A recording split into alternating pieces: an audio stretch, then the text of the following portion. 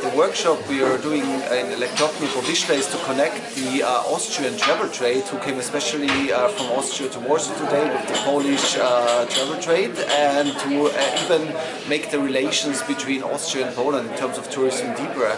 I'm very happy to report that actually since the pandemic is over, the year 2022 was one of the most successful years when it comes to tourism in Austria towards Poland, and it was the second best year ever so far, and the current winter season, which is still ongoing, is even better when it comes to the number of visitors from Poland than the year 2019, so before the pandemic. So the developments are very good, and it's also very nice to see that Austria as a touristic country here is much and more discovered for the summer season, for topics like culture, as well as nature, everything combined together.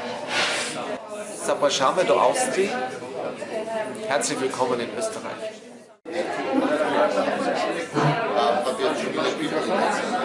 Proszę mikrofon.